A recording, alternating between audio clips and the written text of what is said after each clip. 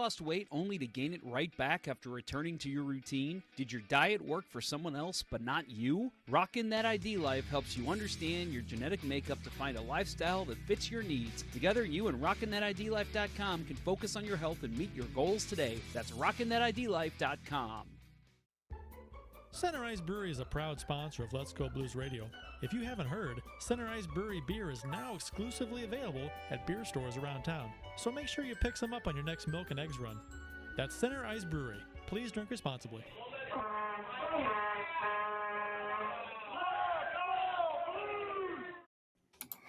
Welcome to Season 10, Episode 29 of Let's Go Blues Radio.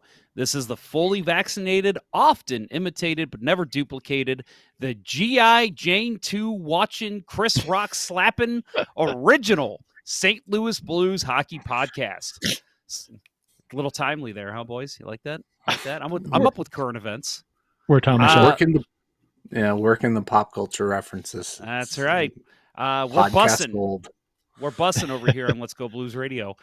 Support for Let's Go Blues Radio is brought to you in part by RockinThatIDLife.com, the home of getting yourself where you want to be physically, and by CenterIceBrewery.com, St. Louis's wonderfully crafted hockey-themed beer found at local grocery stores and liquor stores in the St. Louis area. We are broadcasting live on Tuesday, March 29th, 2022. This is franchise episode number 347 all time. I am Jeff Ponder, and I'm joined by the vivacious Bill Day and the titillating Kurt Price. And we'll be dropping that blues talk and hope you pick up what we're laying down. Don't forget to find us on every social media platform, including Grindr. We are dual live streaming. We are dual live streaming on Facebook and YouTube. So hello to our live audience, and thanks for joining us. Gentlemen, how you doing? Doing pretty good. I believe that's the first time that the word vivacious has been used as a descriptor of yours truly. So appreciate that. That's what I appreciate about you. Maybe the first time you've heard it. Could be. I'm going to go out on a limb and say it's probably the first time ever, but it's a solid call. I like it. I've heard titillating a lot, so. Yes. Oh, well, you're the dictionary definition of it. Open yes. Dictionary. Yeah. There is a picture of me next to titillating. Yep. You really pulled a Homer. Simpsons reference there for you folks. So as you can see, if you're watching the live show, Kurt and I are sporting some Cardinals stuff, which we typically don't do a lot on the show, even though we're clearly big Cardinals fans. But I'm just going to go ahead and put this out there, folks. I am one of the ones, and I'm going to stand up here and show that I support number 5. I love having Albert Pujols back, so very happy to have him back in the lineup for another season. How about you, Kurt? I mean, who doesn't like this? I mean, my father-in-law. Really? What's the argument against it? I mean, he's not any good. They needed somebody better.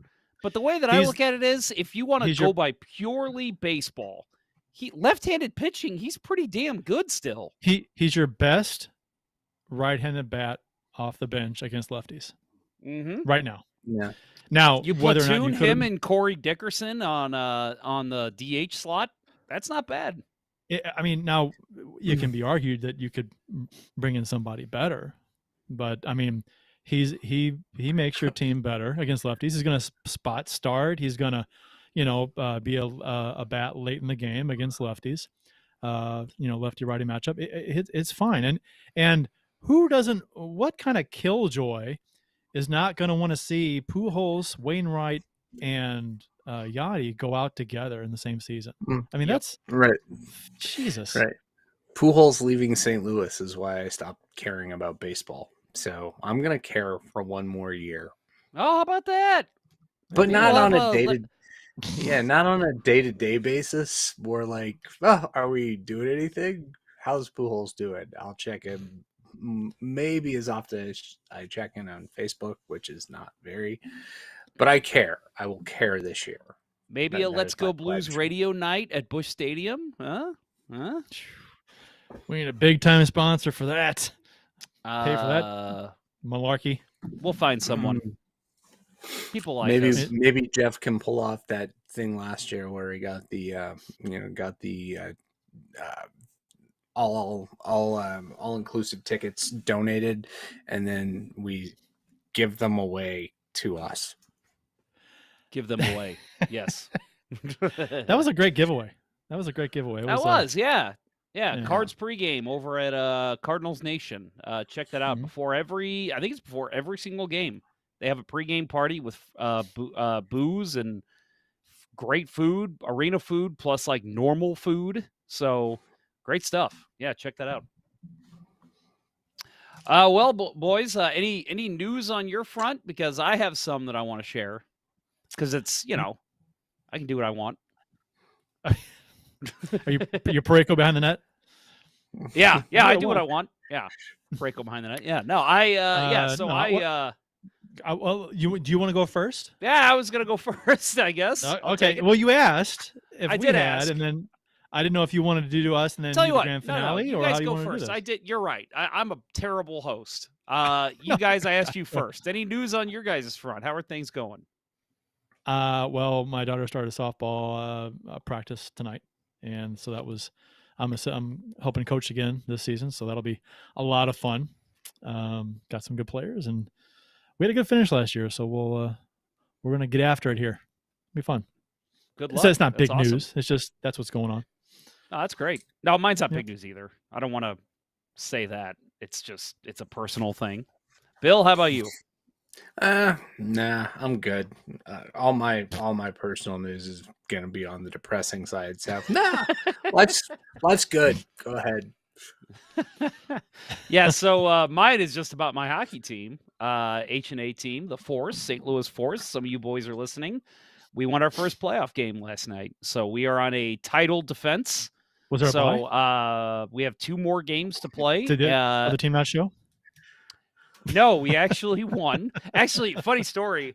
So we have one guy on our team who, everybody has that one guy that is just like ridiculous, right? Like everyone's like kind of good, but the good teams always have that one guy. And we do. We have that guy. He scored like 22 goals in like 20 games this year. And, our second highest scorer scored like 8 goals. So like he's just above and beyond our goal scorer. So he scores 2 goals, puts us up 2-0, and goes into the net on one play, and then kind of slides into the goalie. Goalie gets a little pissed, goes after him. Well, then my buddy, he just gets up and he just skates off, and then he goes to the locker room. And I thought, oh no, he's hurt. So one of my teammates goes in and checks on him and goes, oh no, I just got another game. I gotta go. This is in the middle of the second period of a playoff game. And I'm like, are you fucking kidding me? He's leaving? He scored our only 2 goals. Like, we don't have anybody else scoring goals out here. Well, you guys know where you stand on the pecking order here. Yeah, well, it was because I guess his other team only had like 8 guys showing. So he was like, I need to get over there. And we ended up winning 3-1. We ended up scoring another goal without him. But it was just kind of like God damn it. Like, come on, man, we need you. But I get it. You have a team that doesn't have guys that show up. You want to try and be there for that team too. Was the other team in a playoff game, or was it preseason? Yes, it was playoffs. Okay. Oh, okay. So yeah, 2 playoff games in one night. So I understood that. If it was regular season, I would have given him shit. But when I found out it was another playoff game, I thought, okay, well, I kind of get it. Yeah, if you got nobody showing up, yeah. Yep. So we got one more. Get 2 goals out of them and be happy.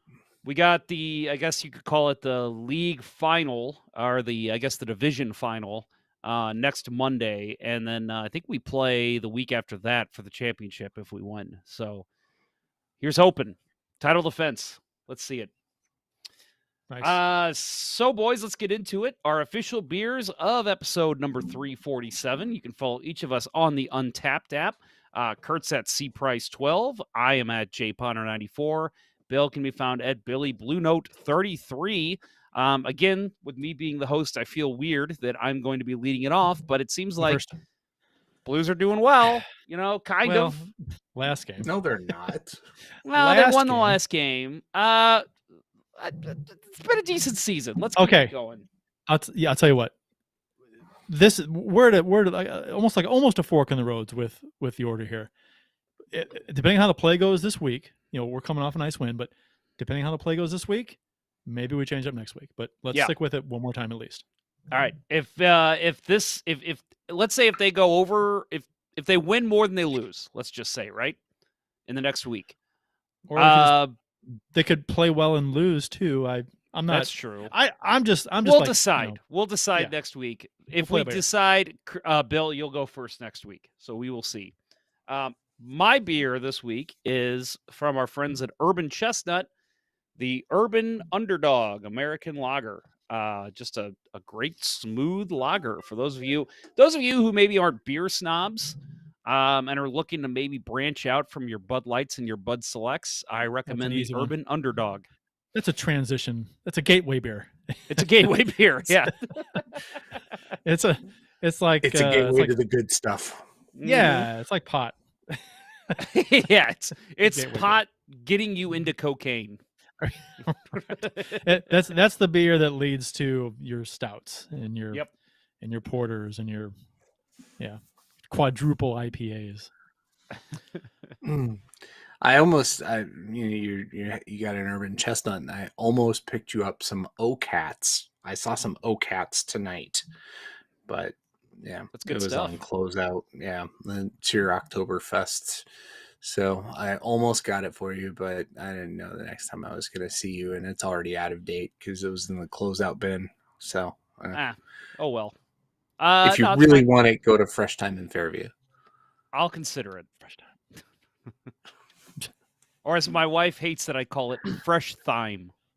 Fresh Thyme. Every time we pass one, I say, "Hey, it's Fresh Thyme." She's like, "Stop it! That's not funny anymore." I was like, "Was it ever really?" It's like my mom calling it "Play It Again, Sam's" when you drive by. Yeah. Play It Again Sport. My dad always did that too. Play It Again, Sam's. I was like, "What are you doing? Stop it!" What is it about parents and their ability to drive us nuts with incorrect pronunciation and calling people by the wrong name? The thing is that she doesn't do it on purpose. It's not like she's making fun of the name. She's literally thinking it's Play It Again, Sam's.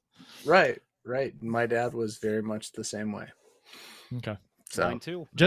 Jesse Hill in the Facebook chat says, "Where are the IPAs? LOL." Sorry, Jesse. I won't be drinking them, but Jesse Hill is an IPA fan, right? He said that before. Okay. Yeah, we've covered that. Where's your IPA, Jesse? You got one for tonight? Yeah, what you drinking tonight, Jesse? Let's hear it. By the way, I just got a text from Crappy Goalie. He says, "Hell yes, more Tuesday shows, please."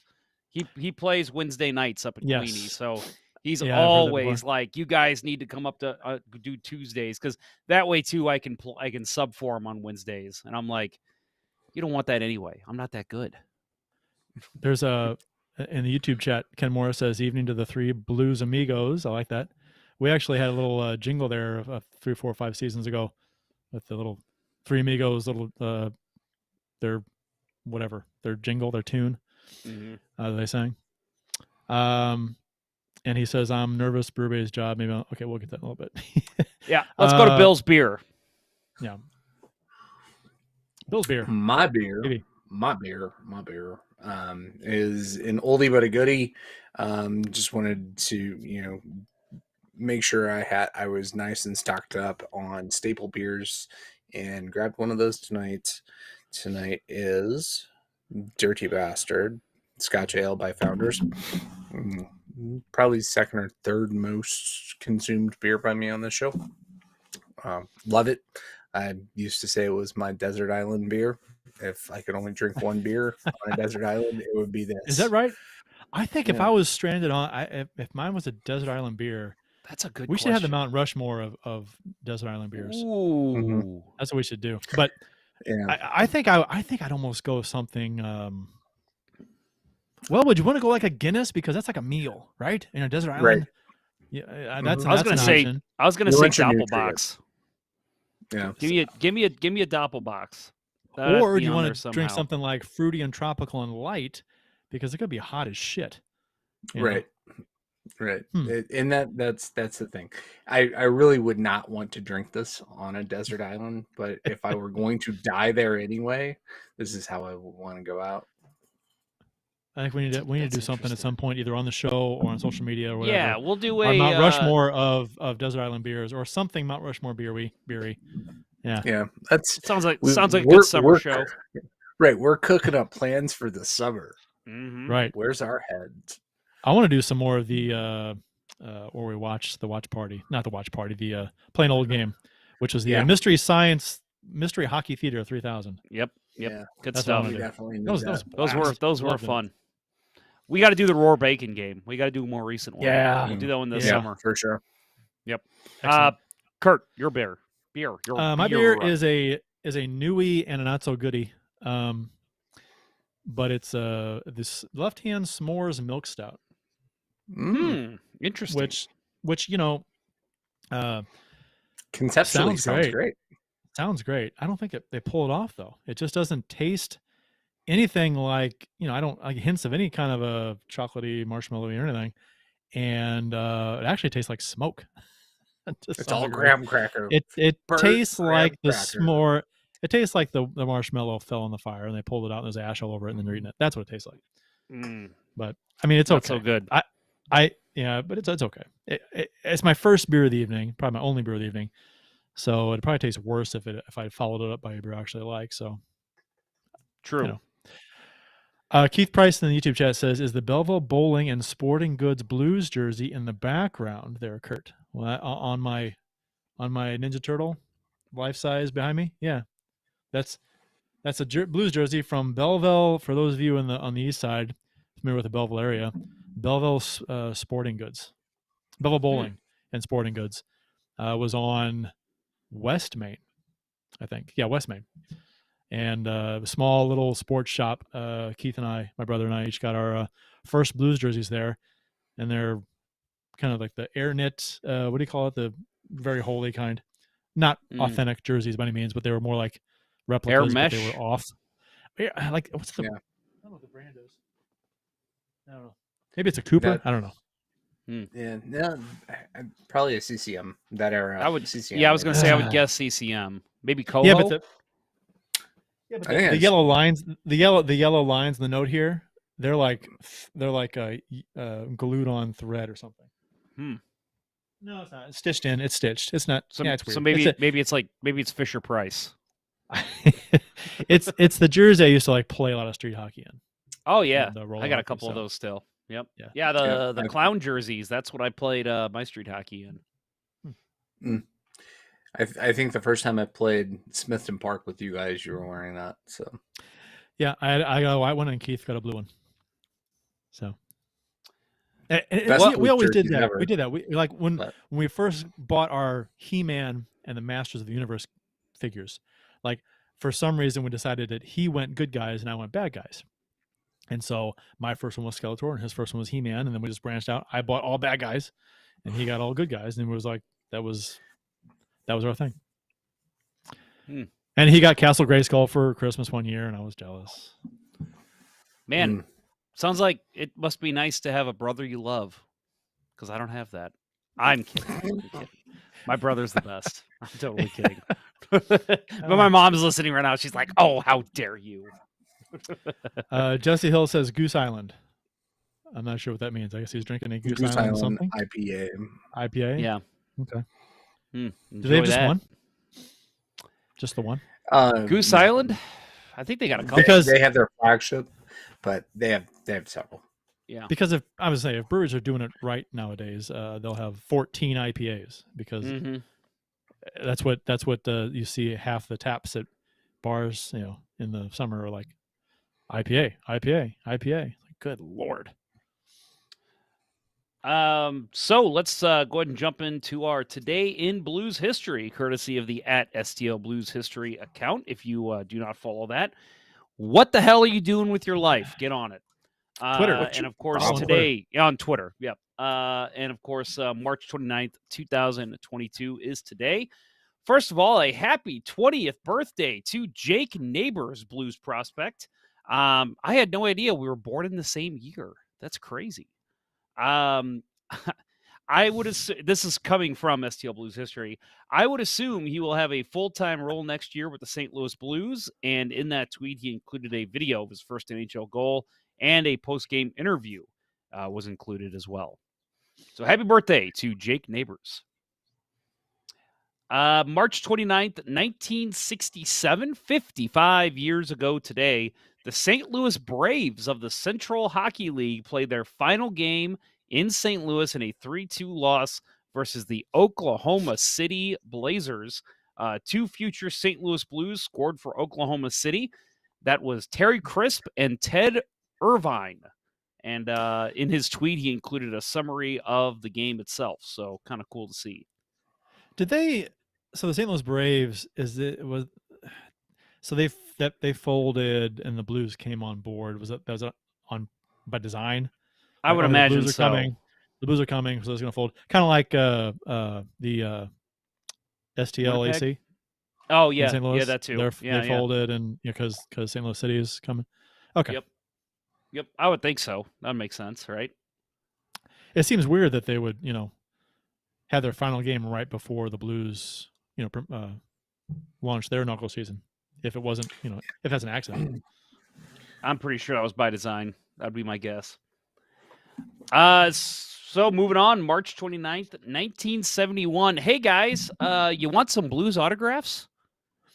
Gary Sabarin, Bill Sutherland, Jim Lawrence, George Morrison, Al Arbor, Fran Huck, Craig Cameron, Ab McDonald, Frank St. Marseille, and Bill McCreary appear at Plymouth dealers with the official car of the St. Louis Blues.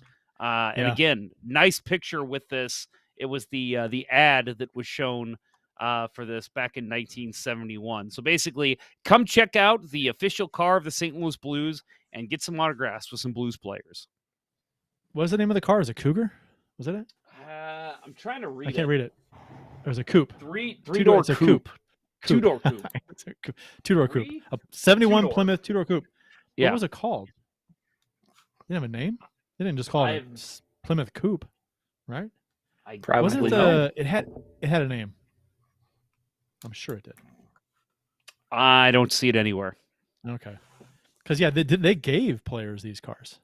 Yeah. Some of them. It's cute. I remember that. I don't remember the promotion. Obviously, but I've heard a lot about it. And yeah, you know what? Getting autographs back then probably a whole lot easier. I know when just getting Cardinal autographs back in the day was so simple. I mean, you had to wait in line, but it wasn't a huge deal. Nowadays, you can't do that. You can't have a Blues player, go to a Plymouth dealer and expect to stand in line for 20 minutes and get an autograph. You'll be there hours. Yep. Yeah, I mean, even when I was a kid, we used to go to the Blue Note Sports Shop out in off Zumbell Road in St. Charles, and they would have, every now and then players would be there for autographs, and we'd wait maybe an hour, and that was a long time. But yeah, I think nowadays you're probably waiting longer. I mean, the fan base has just grown even more, and more people want to do that kind of thing. Can you even have a player at a car dealership nowadays? I mean, it's not feasible. It's like I don't even know if they have those kinds of things. I know back in the day. Well, I mean, I'm just thinking like crowds, as far as like being able to handle the crowds. I think back in the day, Joe McGrain and Tom Pagnozzi for the Cardinals, they were signing autographs on the same day. One was in Belleville, one was in Fairview Heights, and we went to go see McGrain, and we stood in line for a long time to get his autograph because that was like his 19-win season. I think he won 19 games that year. And a lot of women were in line. He was a looker. And so waited a long time for his autograph, got it. And then we went over to see Pagnozzi at this car dealership. No one. We walked right in, walked right up to the table. There was no one there. And it was great. And Pagnozzi ended up being, as far as career goes, a better player. Pagnozzi was a better player than McGrain was. McGrain had one good year. Right. Yep. So Kent Pottenfield. Kent Pottenfield. Hey, we got Jim Evans for him. That's true. That is true. Cardinals Hall of Famer. Jim Long Evans. live Kent Pottenfield. That's right. March 29th, 2003, St. Louis Blues versus Detroit Red Wings. There was 243 minutes and penalties. Brett Hull scores the last hat trick of his career for the Wings. Chris Pronger scored a goal in his first game of the season after wrist surgery. And again, in that tweet, there's video of the fights only. So 243 minutes and penalties in one game. You don't see that anymore. I watched this. I remember this game. This game was a memorable game. Yep, me too. And that was Pronger coming back after Havanov broke his wrist with that clearing attempt, right? Mm-hmm. Yep. Yeah. Yeah, because he had surgery to repair what was his knee. And then he came back, and it was his first game back, and Havanov hit him in the wrist with a damn clearing attempt. Broke his wrist. Yep. Ugh. I was at that game. I remember being pissed. You know what? I was too. At the broken wrist game? Yeah. I was too. I was there too. Because I didn't know what happened. I remember just seeing Pronger wince in pain and just going, God damn it, he's going to be out again. Yeah, and I didn't really know how bad it was, and I wasn't sure what happened. And later on, after the game was over, found out, oh my God, he hurt his wrist. It was the Barracuda, the car. Oh, okay. Yeah, the official Blues was the Barracuda. I knew it had a name. Thank you, Mark McNew in the Facebook chat. Barracuda. March 29, 2007, 15 years ago today, Tom Stillman became a minority owner of the St. Louis Blues. Video of the press conference was shown on this tweet with Dave Checketts being the announcer, which it's kind of funny when you think about it now, because those two apparently hated each other. Yeah. Do you think that, okay, so Bill Laurie spent to the cap. Checketts spent to the cap. Stillman spends the cap. Do you think it makes a difference that Stillman is the owner? I mean, Armstrong runs the team. Do you think, as far as player acquisitions and player personnel and player personal decisions, do you think it makes you think Stillman being the owner made a difference in winning the cup? Yes. I do because I think he's been more hands off. The other guys were like, get these kinds of guys. They wanted certain players to be maybe not so much Laurie, but I think Checketts, right? Once we started spending money again, he wanted certain types of players. But I think Armstrong coming along under and being free to do what he does so well under Stillman was the biggest reason. Isn't it funny? The best owner in Blues history is the one that just shuts the hell up and gets out of the way. Exactly. And that's why you look at the Cowboys under Jerry Jones, don't do shit because he is way too involved. He's literally the GM of the team. I guess it's different if that's your wheelhouse, if you're good at it. If you're not, then don't. Yeah. So no, and Bill, I couldn't say it better than Bill just said. I think Armstrong's the type of guy that doesn't need somebody to hold his hand. He's just, hey, let me do my shit. You hired me to do this. Just let me do it. Right. If you want me to run shit by you, I will. But just let me do my job. If I have something that I think is going to be risky and you might not like, I'll come to you with it. Mm-hmm. But agree. Otherwise, hands off. Ken Morris in the YouTube chat also chimed in with the Plymouth Barracuda, so give him credit as well. I don't want to. Too late. Did. I'm not doing it. Nope. I'll blame myself on that because Kurt's covering Facebook and I'm covering YouTube, and I'm not doing any justice over here. I have both up just to make sure. So. March 29, 2019, Vladimir Tarasenko, who we're going to talk about a little bit later. He became the fourth St. Louis Blues player with 5 straight 30-goal seasons, tied Keith Tkachuk for 5th most in Blues history at 208. First Blues player with 20 road goals since 2007, 2008, and 9th overall. That's a little hard to read. I hope that made sense. Tweet speak. Yes, tweet speak. Well, guys, we got a lot to talk about as the Blues are in the stretch run as we speak. But first, let's hear from our friends over at rockinthatidlife.com, and then we'll get to some of your comments and everything else to go in this episode of Let's Go Blues Radio.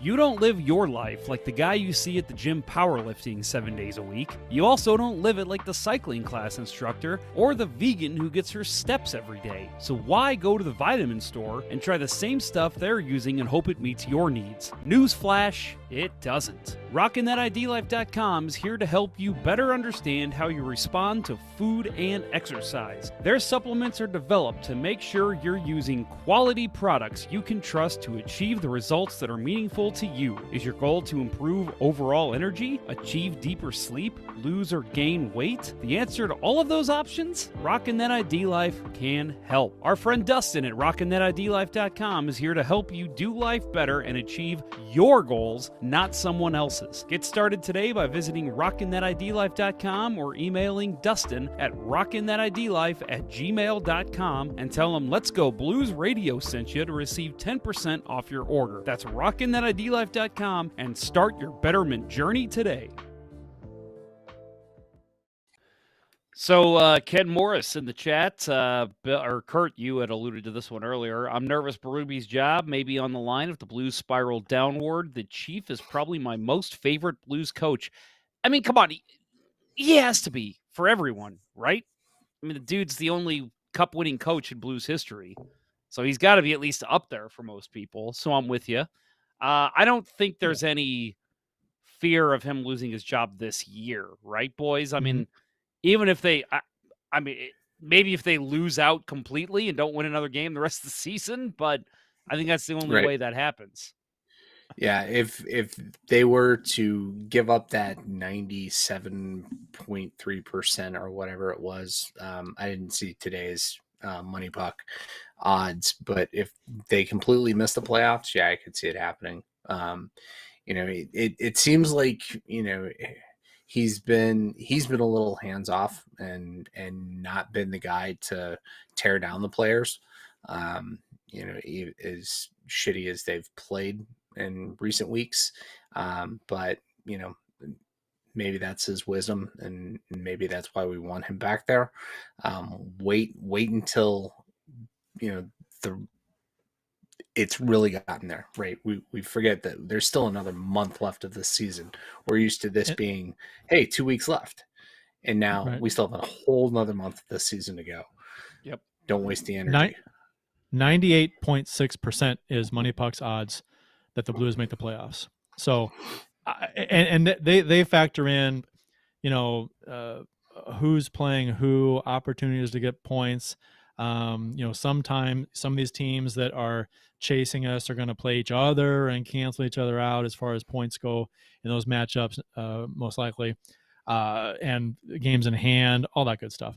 So 98.6%. I think recently, with the Blues struggles, losing a handful of games rolling home and things like that, and not playing particularly well over the past half dozen or so games or 10 games, there's been some talk about the Blues not, making the playoffs.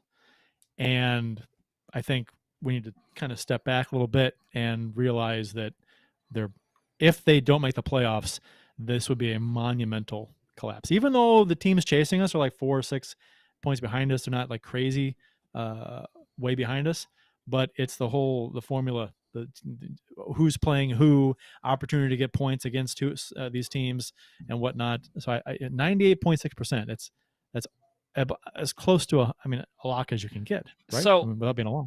I'm reminded of you say how kind of hard it is for them to full out and miss the playoffs at this point in the season. 2017, 2018. That was a monumental collapse. As exciting as 18-19 was, and how we say we'll never see that again, I think that's kind of the case with 17-18 too. The collapse they had, because weren't they were first late December in the Central Division, and then they ended up losing and missing the playoffs. And again, that was like January on the last on. day of the season. Yeah, that wasn't and it was like the last 2 or 3 games of the season where, and yeah, it was literally, if they would have beat the Avalanche in that last game, they would have made it. If they had won the second last game, they'd been, I believe, right? And they lost that game, and then they had to win against Colorado, and they didn't.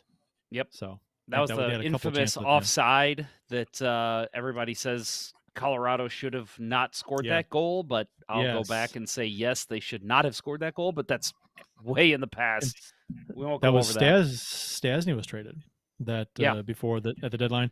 Right. And the Blues were falling like a rock at the deadline.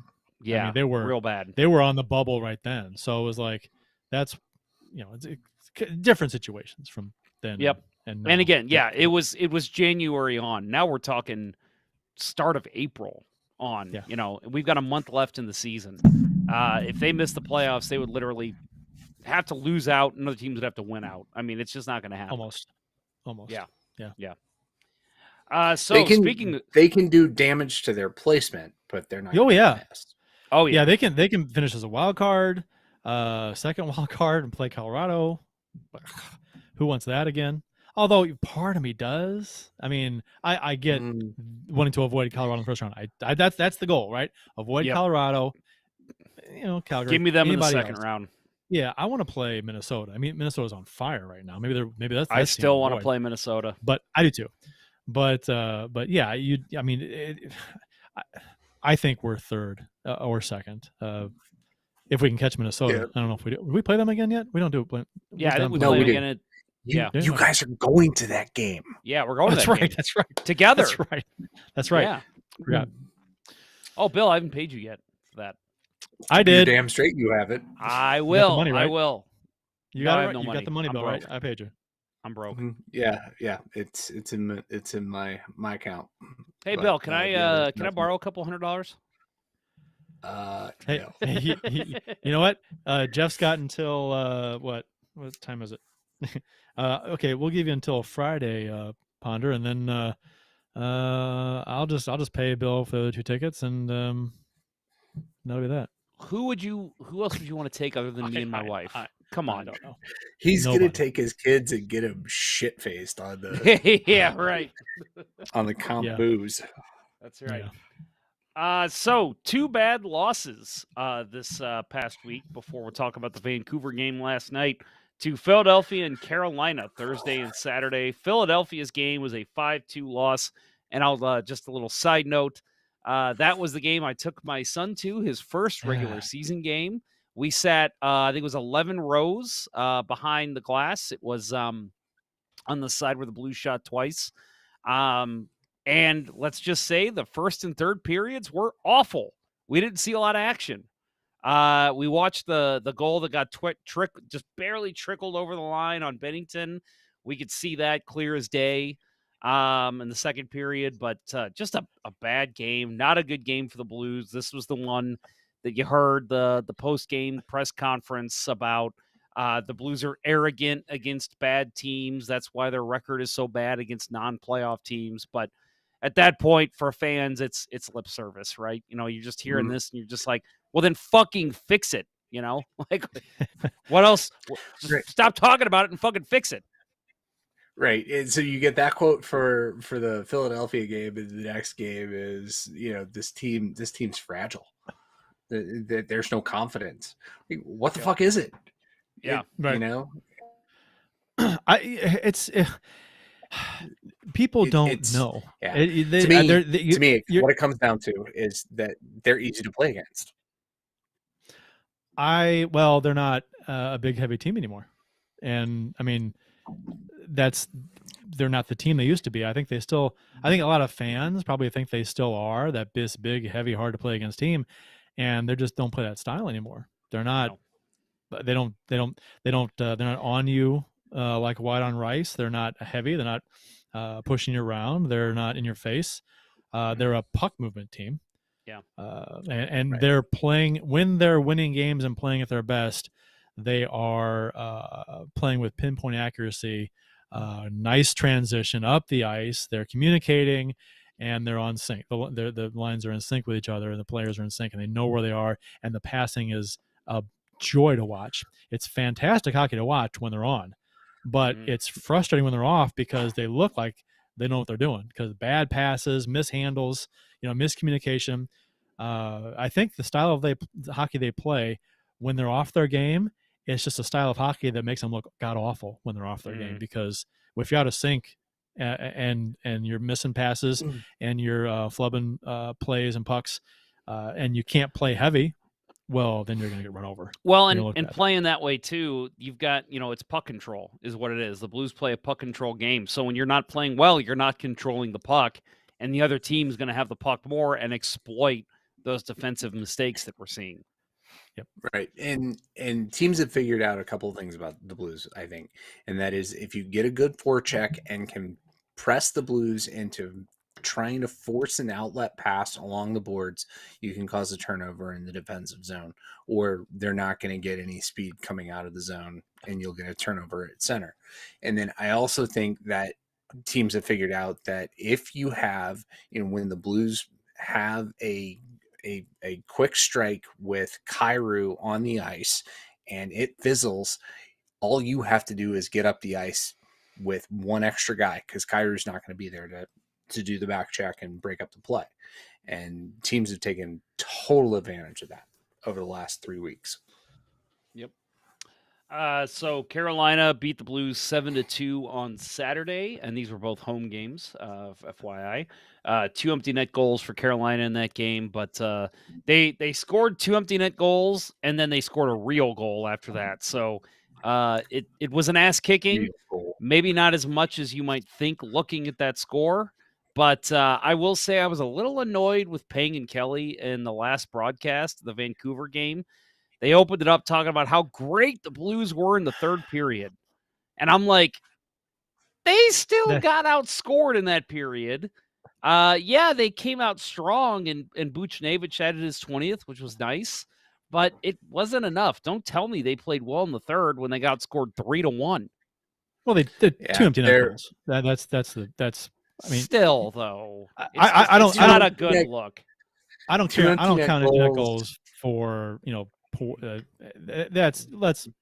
We got to be realistic about it though. They did play well, but Carolina's also not pressuring either.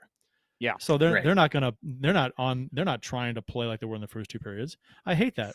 Oh, the Blues really turned up in the third period. They were down by 3 or 4 goals. Well, yeah, because other teams kind of playing a safer game. They're letting them come at them. So there's that too. Yeah. So yeah, you get the 2 empty net goals, but then you get just a disastrous, that last goal. I mean, Parayko just go after the guy, take him out, and he just gives him that low slot, and Husso should have made the save. But Jesus, that was awful. It was a team that at that point clearly had given up on that game, which you gave up 2 empty net goals. You took your shot. It didn't pay off, but have some pride, boys. That was the shot where the Jarvis he went try to go wide, and Parayko didn't attack him, and the bad shot goes in. Yeah. Okay, whichever goal which goal was that? The second goal? I thought that was the last goal. Yeah. Okay. Well, I want to talk about that goal a little bit because they were awful. Well, that goal, the goal where Parayko. See, I think Parayko played this very shitty and I think Husso, this is a terrible goal to give up. But worst with goal that he's said, given I think up all year. This is a situation. Yeah. Not to interrupt, Kurt, but this is a situation where you can have two people in the wrong. This wasn't just it was the defense's fault or it was the goalie's fault. This is a situation where it was the defense and the goalie's fault. Well, not to interrupt and just then steal exactly what I was going to say. That's exactly what you were saying. I'm sorry. No. Well, kind of. I was reading your notebook. They were both at fault, but social media was all over Parayko, like bad. And yeah, he played it soft, real soft. But I'm sorry, that goal is not on Parayko, even though he could have prevented the shot from being taken. That's on Husso.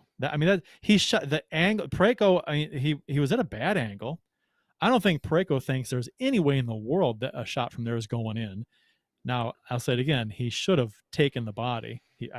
Extend your stick. Get stick on puck. Get stick on puck. Something. Get in the way. Especially when you're 6'6" and the guy you're going up against is 5'10" at best. Right. Yeah. And that was I think the most common thing I saw on social media was guy plays like he's 5'9". And I'm tired. It was a soft play. Soft play, but I the 80% of that goal is Husso for me. That's a shot from that angle from where he shot it. That shouldn't go in. No way. That should ever go in.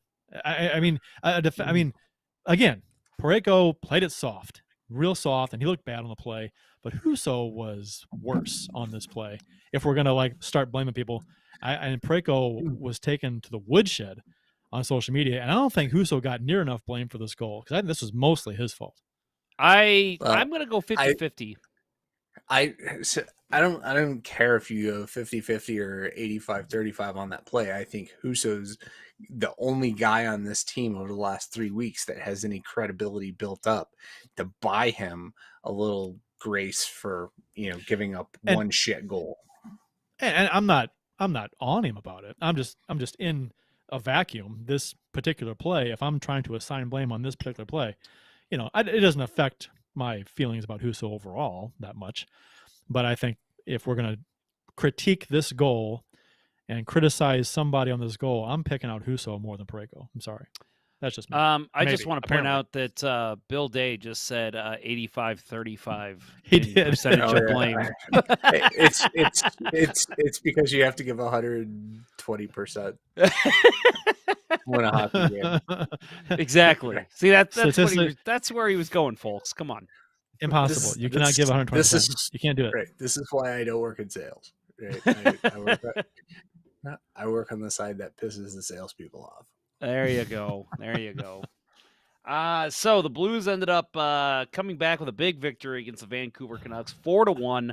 Ended a 3-game home skid, 2-game consecutive losing streak. Husso got the start in this one, which he has started 5 of 6. What did you guys think? That always seems to be the topic of conversation, right? Who should get the start after a loss? So Binnington played against Philadelphia. Husso played against Carolina. And both really didn't shine in any stretch of the imagination. They both kind of had rougher games as well as the defense. But who would you have given the start to here? You think Husso was the right call? I do. And I think it's telling that Husso's gonna be our guy when we get to the playoffs. Right? He's the guy that Berube's got faith in. Binnington had a pretty terrible game against Philly, team that he's dominated before, and he just, it didn't look like he had a lot of spark to his game. Husso, it was a flash in the pan shit game for him against Carolina. I totally expected them to come back with him in the Canucks game last night. The reason why I thought Husso was the right call, and this is before the game, was Husso played amazing against Vancouver in Vancouver for the first time they played them this season. Stopped 37 of 38 or 38 of 39 for a .974 save percentage and got the win. Just allowed 1 goal, and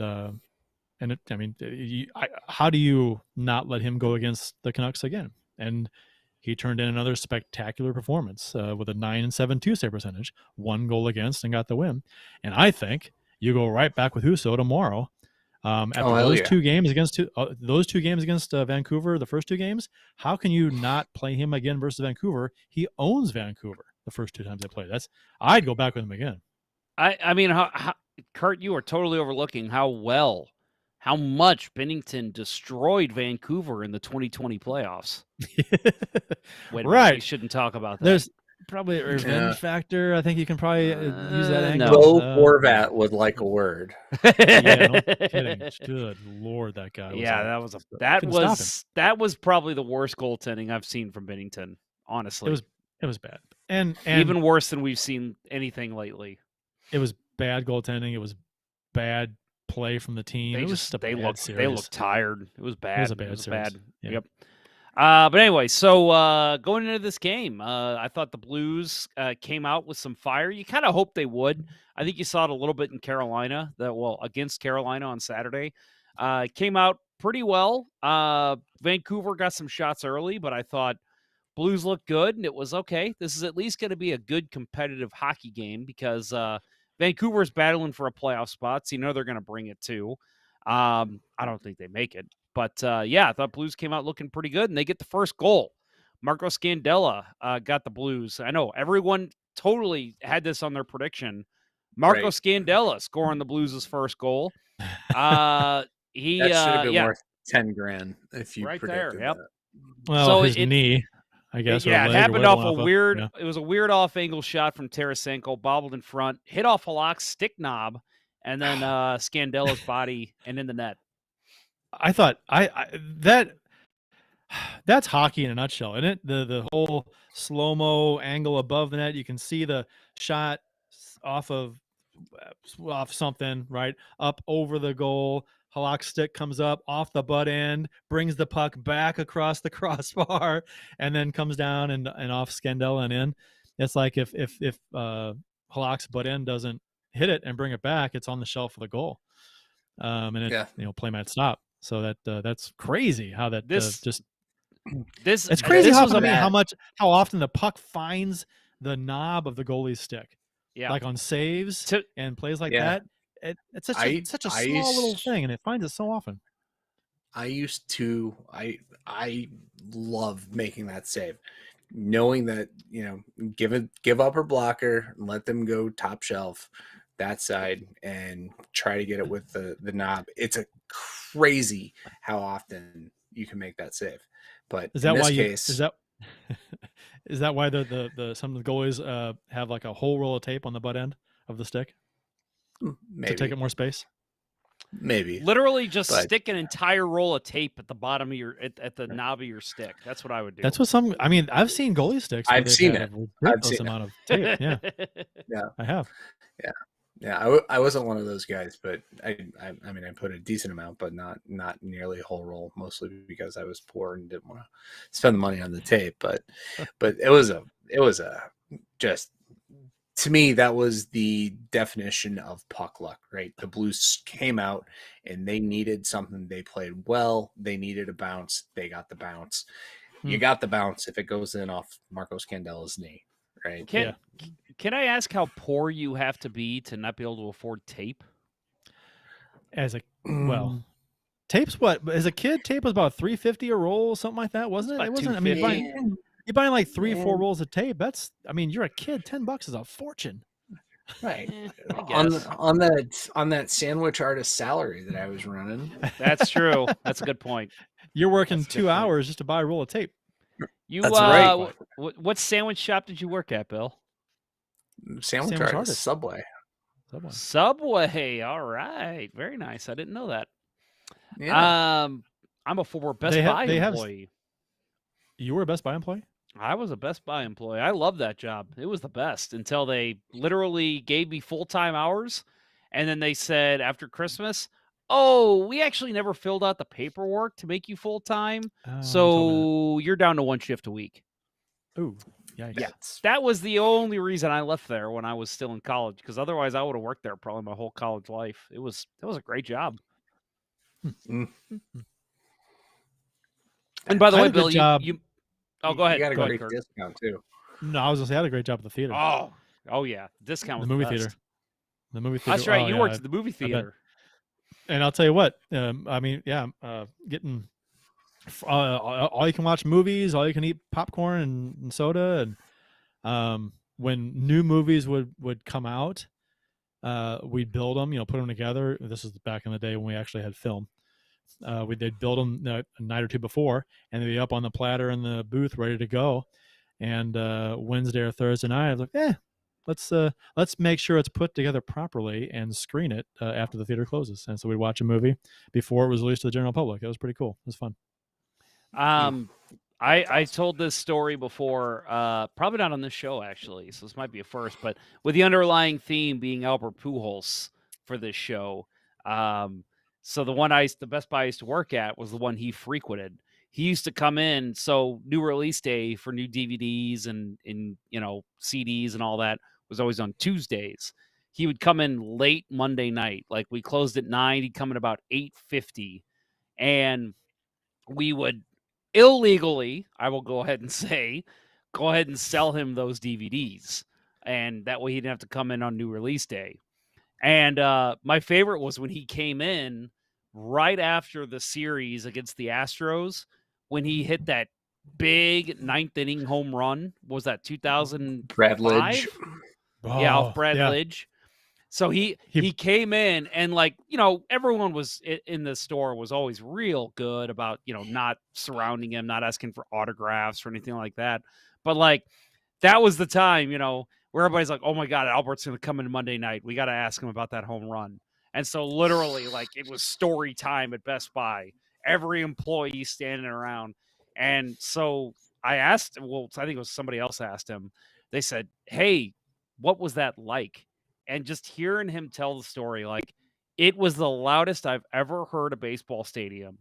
And then I hit that home run, and within I think he said within 4 seconds, it was the quietest he'd ever heard a baseball stadium. He said he could literally hear his footsteps, like, hitting the base as he rounded the bases. And I'm just like, I remember just getting chills and just hearing that story and just being like, this is the coolest moment of my life. If you look up how far they say that Pujols' home run went, it's something like 420, and it's like that went like 500 feet, guys. That was he destroyed that baseball, and it's it was the Houston guys that tracked the flight of the ball and stuff, and they said it did not go that far, and I was like, bullshit. That was one of those. The minute it went off the bat, because it hit the fucking train track. Yeah, it was still going up when it hit the train tracks, dude. That was one of those that the minute it hit, I love home runs like that when you're just like, that's gone. Like just the view from behind the pitcher, and you see it go off the bat, and you're like, that's gone. Like, no question. I love. I was at my brother's house for that game, and I was the guy that went to bed. Oh, Phil, no. They were going to lose. I went to bed. They were supposed to. I was busy at day Keith's at house. Subway, huh? I was kidding. I was at Keith's house, and and when that was hit, we went nuts, and then ran outside and just screamed, into the midnight air, whatever time it was. Yeah. It was fantastic. Yeah, that was one of my favorites. And then they lost game 6, right? That was game 5. They lost game 6. Yep. Yeah. They lost series, but man, that was one of the greatest Cardinal moments of my life, at least. It broke Brad Lidge. He was never the same after that. Nope. If one pitch can break a pitcher, he was not quite the same after that game. Former co-host of this show, Justin Wilson, always says that if you watch that home run close enough, you can actually hear Brad Lidge's career ending. Yeah. So, yeah. Yep. So back to this Blues game. Blues are up 1-0 after that. The goal from everyone's favorite player, Marco Scandella. David Perron makes it 2-0 in the first period at 14:02. Great pass from Ivan Barbashev on a 2-on-1. This play really started from and a guy that I have just grown to hate, and I think every Blues fan has after that Arizona series last year. Connor Garland, just a little agitator, a little piss bucket that I can't stand.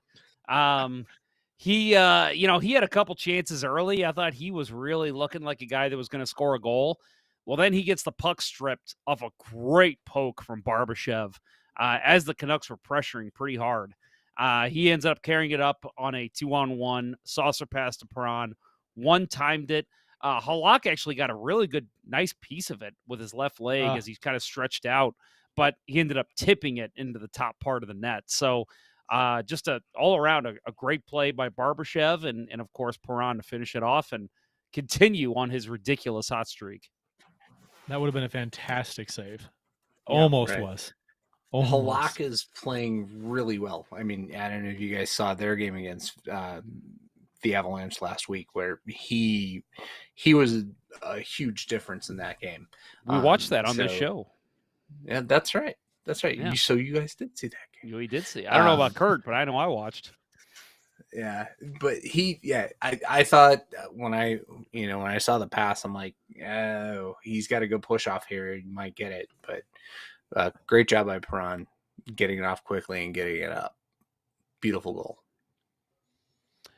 So no goals in the second period, but we talked about Ville Husso a little earlier.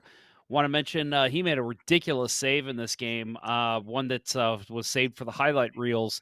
Tanner Pearson, about halfway through the second period, there was a shot again from Connor Garland, and the puck ends up going off Husso, rebound to Pearson right at the side of the net.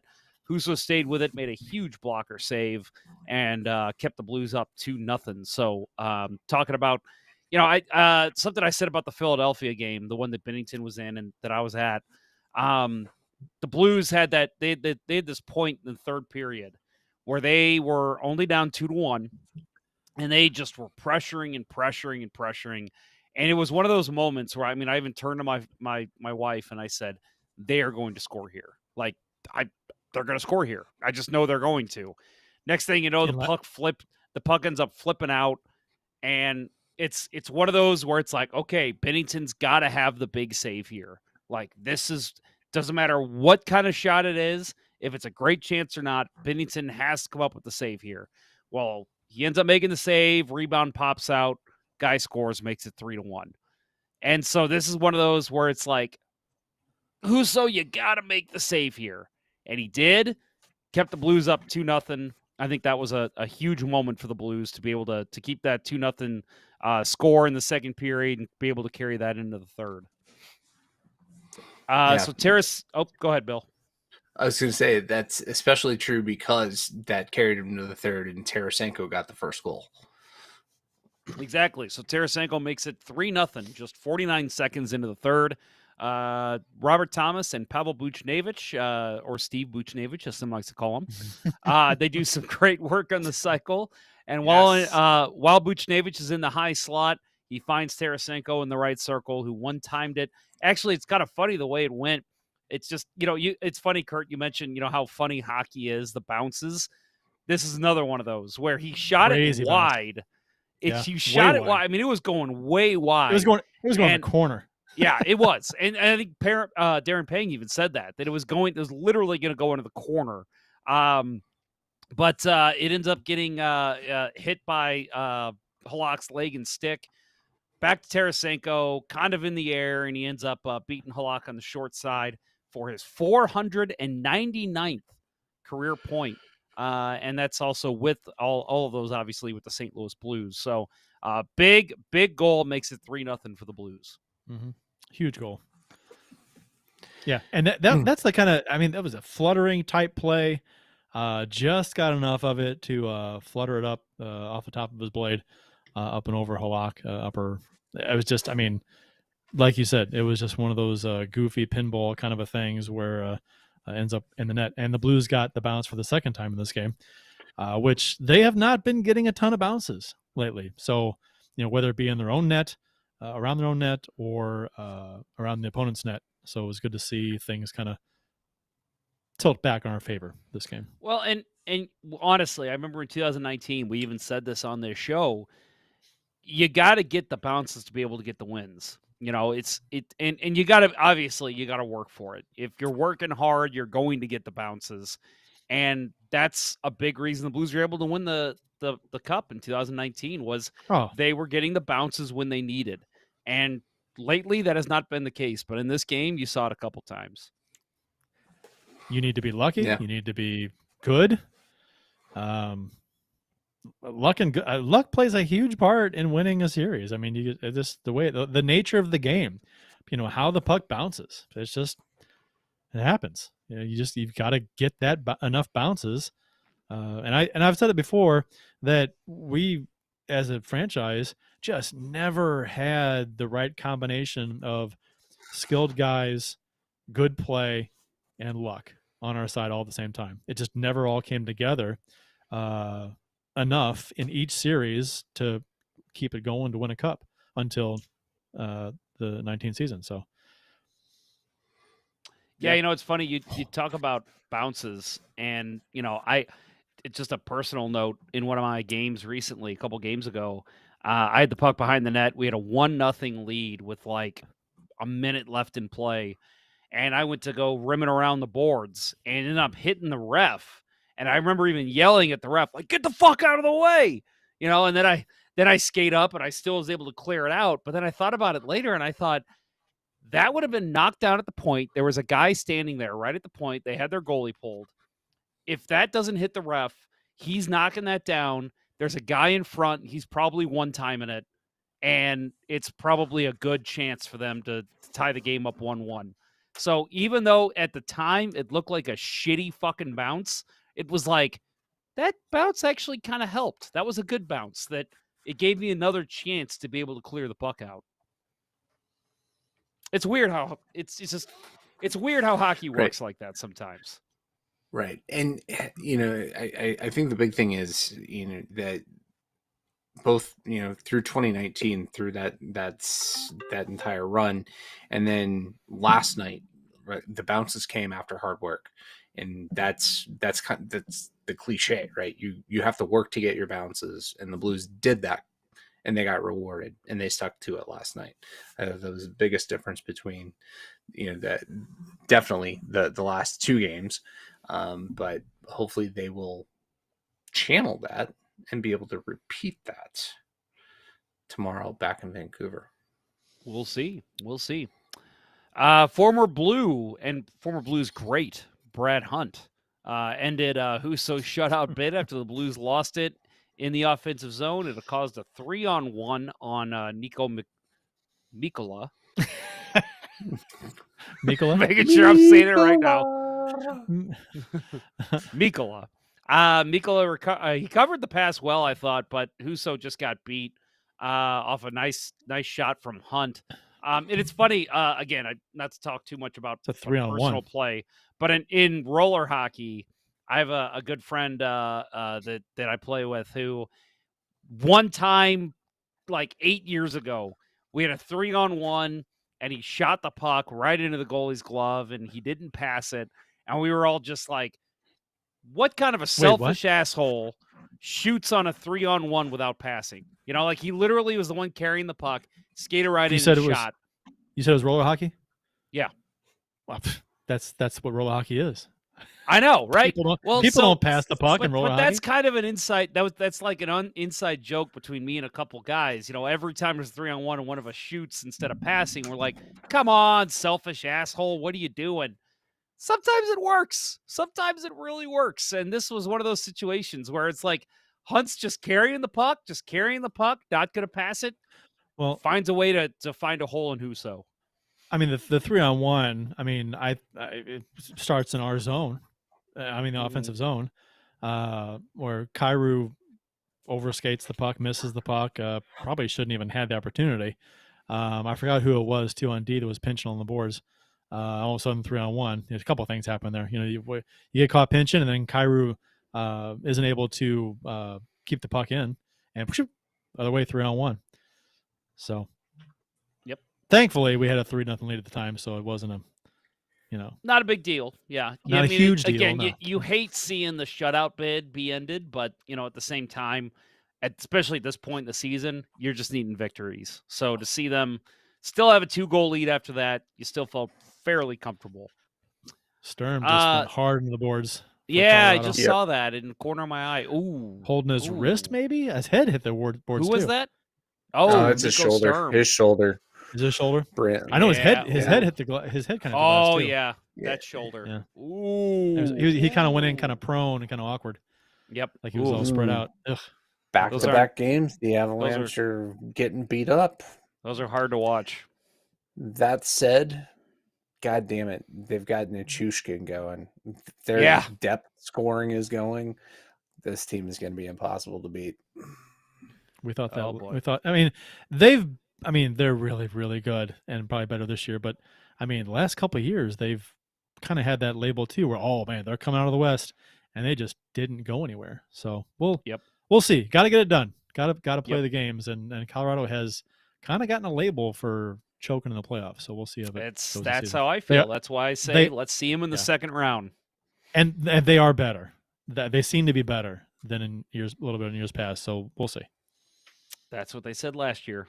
I know. And they destroyed us in the first round and then lost round 2, and that's it. So, yep.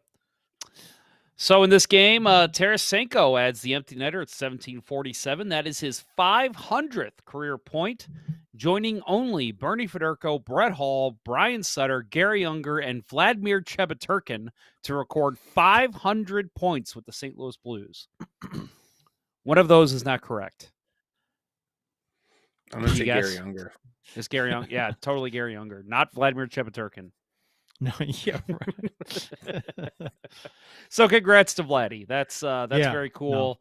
No. Again, only the fifth player in Blues history to record 500 points with the St. Louis Blues. And to do it at home too. Just, so much cooler. You Yeah. know, road fans, or they might acknowledge it a little bit, but I mean, you get the standing ovation at home. They may announce it. They may announce it. They may, maybe on the board. Congratulations, intermission. Congratulations on 500. Maybe they'll say it, but the crowd will give you a nice. Maybe I know the crowd might give you a nice little applause, but that's although it is the end of the game, so I doubt they'd even say anything. Probably not. Yeah. No, that's awesome. Should be awesome to see. Do they give? I know they give. The golden stick for? Is that for 500 points? No, it's a silver stick. Silver stick. I can't remember. I thought it was 1,000 games played. You might be right. Because Steen got one. Yeah, you're right. He didn't have 500 goals. Yeah. Or so that's awesome. Points. Awesome to see. Yeah. Yep. Yeah. So in this game, Husso played great. 36 saves in this game. And again, like you guys said, next up for the Blues is tomorrow night in Vancouver, home with Vancouver. Vancouver. Vancouver. You got to go right back. I'm waiting all night for it. There it is. Yeah. Blues were 0 for 3 on the power play. Canucks 0 for 2. Blues were 23 for 47 in the faceoffs. That's a 49% success rate, which that's you like to be over record. 50, but that is very close. That the Blues power play has kind of gone dark fizzling. Past couple games. It is fizzling. Which before it was because they were 1 for 5 against Carolina. 1 for 3 against Philadelphia. That's not too bad. That's good. 0 for 3 against Vancouver, though. So I mean, the power play is a huge weapon of theirs that they need. So right, and it's how much of it coincides with Torrey Krug going down with injury, though. Right, yeah, he really he is such a great one-touch passer. He doesn't hold on to the puck. And that's one thing I think a difference between him and Letty. Letty's going to control the puck. He's going to be a little more like Pietrangelo, maybe not, over stick handle at the blue line, but he's going to control the puck and look for something. Whereas Krug, it's on and off his tape, right? The whole idea is to move it side to side and get somebody opened up. And I think that's been missing with this team. Calgary has pulled their goalie. They're trailing Colorado 2-1 with a minute and a half to go in the third. No, I'm sorry. It's a minute 41, according to the Ponder TV. Well, I can tell you the next 11 seconds, no goals. Oh, damn it. Spoiler alert. So guys, we got plenty coming up here. We're going to talk about some Blues transactions as well as news from around the league. As we go Japanese on the show. Yeah. I really think so. I really, really think so. After this word from our friends at Center Ice Brewery. Do you like hockey? No, of course you do. Do you like beer? Of course you do. Are you 21? Let's hope so. If you answered yes to all of those questions, run on down to your local beer distributor and pick up a 2-4 of Old Arena Lager, the Beauty IPA, or any other delicious hockey-themed beer from Center Ice Brewery. That's right, Center Ice Brewery beer is available at various beer stores around town, so check around for the one closest to you. That's Center Ice Brewery. Let's go Blues!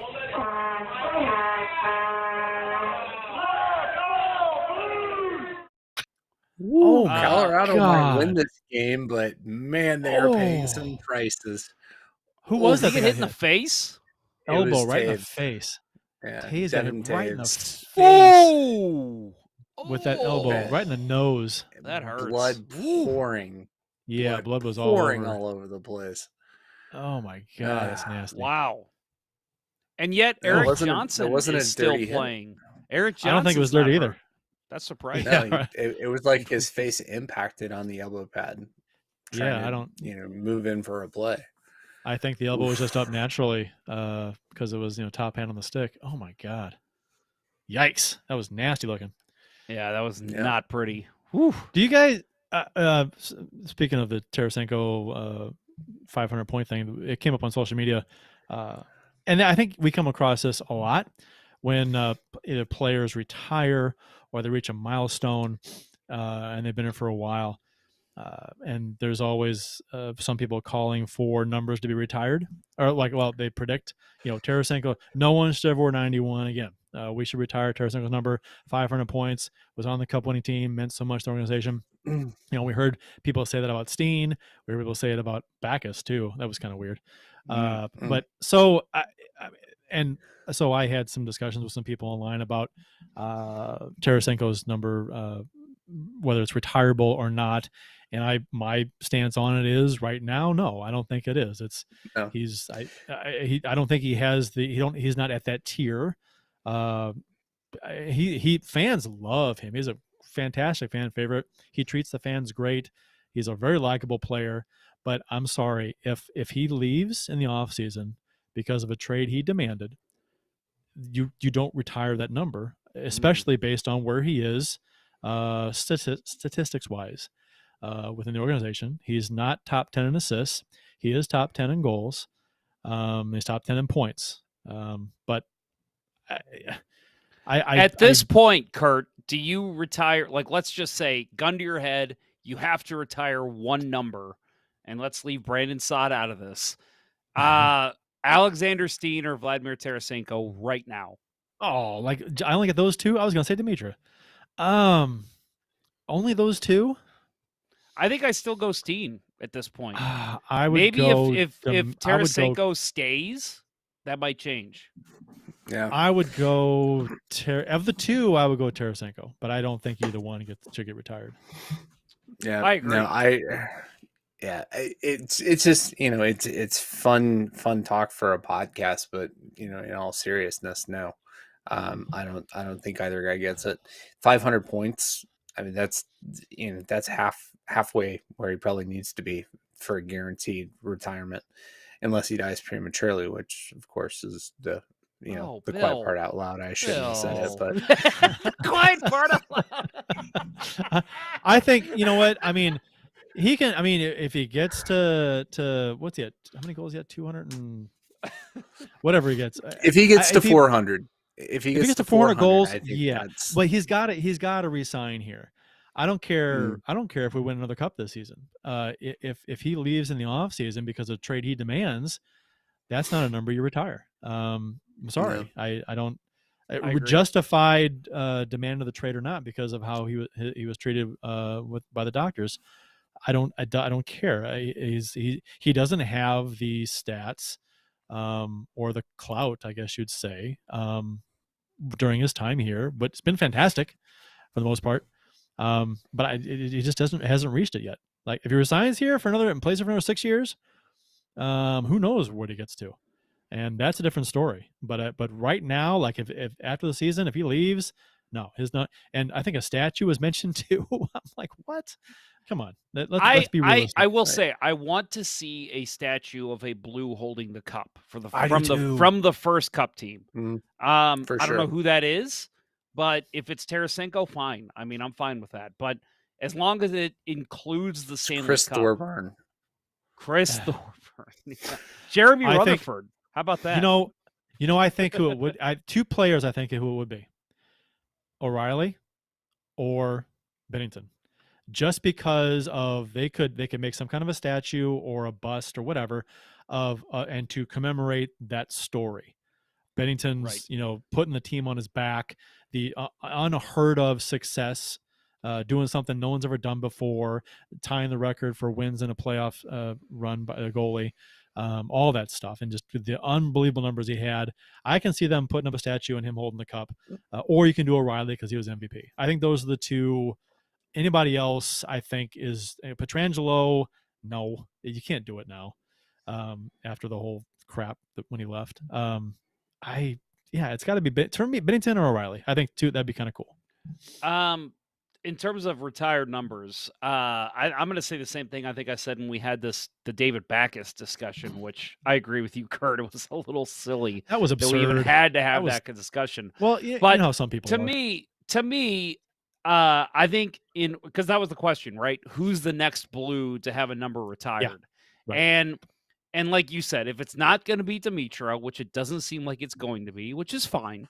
I think it needs to be somebody who was on the Cup team, and if the Blues make another run to the Cup, even just make the Stanley Cup final one more time in this stretch, I could see it being Ryan O'Reilly. Honestly, he's the only one that sticks out to me as a guy because first he was the MVP, now he's the captain, and if he's the captain and leads them to another Cup final, okay. Yeah. That's the guy I think that you have to look at, especially if he resigns here and retires here. But right now, it's hard to say. I don't think you retire Tarasenko's number on his numbers alone right now. Like you said, if he sticks around and the Blues make another run too, that's a different conversation. Right now, the answer is no. I think if Bennington plays out this entire 6-year contract here, that would imply that he's played well, right? I mean, if we don't get rid of him, I think he would have a shot because you don't see goalies retired hardly ever for whatever reason, lack of numbers or whatever. But there aren't many goalies that are retired. Probably only a handful in the league. So I think he would have a shot, maybe because if he plays out the contract, he would set the all-time record in wins, shutouts. He'd have all that. So that would be interesting. That's a long way off, and he's got to do a whole lot of stuff for that to happen. There's got to be a major boomerang at this point, right? And I think him playing out the contract here would mean that he'd be playing well. I would assume so. Like 6 years here, we don't move on from him at any point. Is a guy we want to keep around. So, obviously Lundqvist recently had his number retired. I'm trying to figure out who else. Looks like I bet Jacques Plante, Ken Dryden, Patrick Waugh. Detroit. I'm surely Detroit's Terry Sawchuk is retired. Surely. What's his name? That's a hard one. Cheevers is retired, I'm sure. Right? Cheevers, Bernie Parent. Yeah. Is Fuhr retired in Edmonton? I don't think so. No, I don't believe he has fucking cups. What about maybe Hainsworth? No, he's not retired in Montreal, right? Montreal. No, I think back then it was everybody wore number 1 if you were a goaler. Goaler, because that's what you were called. Yeah, Ken Morris says Bernie Parent in Philly? ? I think he is. But I could pull it up. And I'll look it up. Yeah, I tried looking up just goalies, and it's a hard thing to find. Right. So. You'd have to go to the individual pages on Hockey Reference or something. Yeah. There's a list of every number retired by every team, but you can't sort it by goalies, unfortunately. Not a lot of goalies. Not too Rogie Vachon. Oh, yeah. Yeah. Mike Vernon, which is interesting. Calgary. Yeah. Okay. It's Brodeur. Billy Smith, New York Islanders. Yeah. Yeah, Brodeur in Jersey. Trevor Kidd in Calgary. No, that's Trevor Kidd in Brandon. No, Terry Sawchuk is. Tugnut in Quebec. Stolinkov in Anaheim. Yep. Jacques Plante, Montreal. Ken Morris, good question. Johnny Bauer with the Make Me Laughs? Maybe. The Make Me Laughs.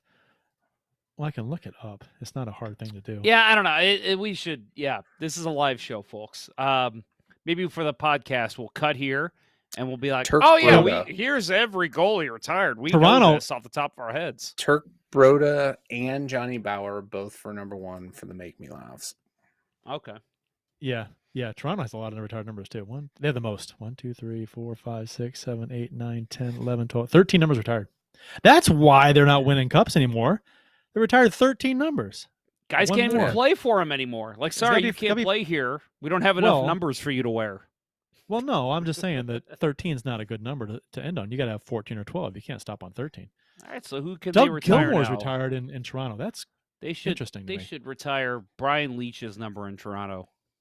You know, they were talking about the best Maple Leaf player ever when Will Arnett was on the sitting at the desk on the TNT with Gretzky and them and the intermission desk, and it came up who they thought was the best Maple Leaf ever, because it was a Maple Leaf game, and that's Will Arnett's team, and one of them said Doug Gilmour, and I was like, wow. I mean, I was going to say that he was. I'm partial. I'm partial. I'm Gilmour. going to say Doug Gilmour too. But there was a lot. There was Were you Salming? Wendell Clark. Wendell Clark was Daryl Sittler. But man, he hit his peak in Toronto though. Doug Gilmour. I know. Man. I know. He did. He did. But I'm still mad that he was traded away. I'm still mad at the he honestly babysitter just bullshit. had a cup of sugar in St. Louis. Oh wait, I get it. Don't. That's good. Right. That's good. That was a family looking for money. Oh, Grant Fuhr is retired by the Oilers. Okay. Well, there you go. Yeah, I would say he should have been. All right. So, talking more about the St. Louis Blues, Torrey Krug is now week to week with an upper body injury. So this was in the last week in a press release by the Blues. It stated that the Blues had just placed Tyler Bozak on IR. Was that not something we heard weeks ago? That he was on long-term injury reserve? I don't think he was placed on LTIR back then. He was out, but the Blues have done this before in the past. Maybe it's a retroactive thing. Yeah. They said, well, he's on IR retroactive to such and so date. Yeah, the Blues have done this before in the past. They haven't placed players on LTIR for whatever reason until they've like later. And they do it retroactively. It doesn't make a difference, I guess, unless they need the money to do something with. So. And so in his place, the Blues called up Calle Rosen, and he did play Monday versus Vancouver. Not a lot of action, but I actually did notice him a couple times just moving the puck well. And that's actually what Berube said before the game. That's why he scratched Bortuzzo. He wanted somebody else out there who could move the puck from the blue line. And I thought he looked pretty good in that game. I thought it was fine. I mean, I think with a defenseman of his ilk, I think if you don't really notice them or a whole lot, I think they're doing a fine job. It's like a referee. 100%. You don't notice them too much, they're doing fine. It's when you notice defensemen like third line, third pairing guys that you call up. When you notice them, it's usually not a good thing. They're making a mistake or getting beat. So talking about Blues defensemen, they did acquire a defenseman, Brady Lyle from the Bruins, for future considerations. Lyle reported to the AHL affiliate Springfield Thunderbirds. He's 22 years old, dressed in 48 games for the AHL Providence, recorded 2 goals, 7 assists, 9 points, and 10 penalty minutes. Two things one thing that I liked and one thing that I hated that I saw on social media with this. And this just goes into general social media practices, I guess, especially on the Facebook page. There was, the Blues announced this and say, oh, Blues traded for defenseman Brady Lyle for future consideration with the Boston Bruins. Every comment, the first 5 comments were, the trade deadline's passed. How'd they do that? And then other people would comment too and be like, and then there was other comments like, oh man, hopefully he can help defense this season. And I saw one person who had gone through 3 of those comments and they responded with the same thing. Read the fucking article. Click the article. If you don't know how trades work, click the article. You don't need to comment. Read what the Blues put in the press release. He cannot play for the Blues this season because it was after the trade deadline, but he's available to play for the Blues next season. And so that's how the trade deadline works. It actually is not too different from other sports, how they work their trade deadline. So they're allowed to still make trades. They just can't play that season for the team. Why would people even expose themselves as being stupid about this trade stuff? Try just and read learn the article, or look it up yourself, as opposed to just spouting off and exposing the fact that you're ignorant on this subject. It's like, I don't know how trades work. I'll add the one thing that I did like in social media from this was I hear the last Brady that left New England did pretty well for himself. I liked those kind of messages too. Do you know what I hated? I every time this happens and a bunch of people will say, "Oh, future considerations. How will the Blues era remember? How will the Blues remember the future considerations era? And hope the future considerations. I was looking forward to seeing them play for us. Stuff like that. I'm like, you're not clever. Everyone says this stuff. It's overplayed. Not funny. My God, are you new to the game? Yeah, okay, it's fine. Overplayed. Say what you're gonna say. Get your 32 likes from people who don't understand. They've never heard it before. Did you see the write up from the Boston Sports Journal about Mr. Brady? I did not. I shared it on Twitter from the show's account. This is from 2021. So it's a little breakdown from him, which was interesting. Much to the Bruins' delight, Lyle has promptly rewarded his new club in short order, quickly rising through the ranks of the Bees Blue Liners in the span of 1 year. He's a right shot defenseman with good size, 6'3", 213 pounds, and a potent offensive skill set. Lyle's progression from an offensive zone freelancer in juniors to an effective regular in his first season of pro hockey has even managed to catch Boston's higher-ups by surprise, prompting the Bees to tear up his AHL deal and sign him to an entry-level contract back in April of 2021. Even the most seasoned players and juniors tend to take their lumps and stumble upon making that first giant leap up against AHL competition, but Lyle sure didn't seem out of place during an abbreviated season with Providence, tallying 7 goals and 14 points over 25 games. That booming shot of his allowed Lyle to rank second among all AHL defensemen in goals scored last season, but despite building a reputation as an offensive catalyst, Lyle made strides when it came to rounding out his overall game under the tutelage of coaches Jay Leach, Trent Whitfield, and Ryan Moginel. So it was a very favorable, write-up from in his early pro career and how he's progressing. So, but then and there were some questions. Oh, why would the Bruins give this guy up for future considerations? Isn't this a semi-promising young player who might play in the NHL? And so I tagged our friend of the show, Mark Allred, who has a Bruins podcast called Black and Gold, right, Jeff? Black and Gold podcast, yeah, very good. Probably the best Bruins podcast, to be honest. Oh, he's one of those hockey nerds, hockey encyclopedia. Knows a lot of shit. Yeah, he's one of those guys that he literally says that he has like a slate of hockey podcasts he listens to, and we're on there. Yeah, and I'm like, that's impressive. Yeah.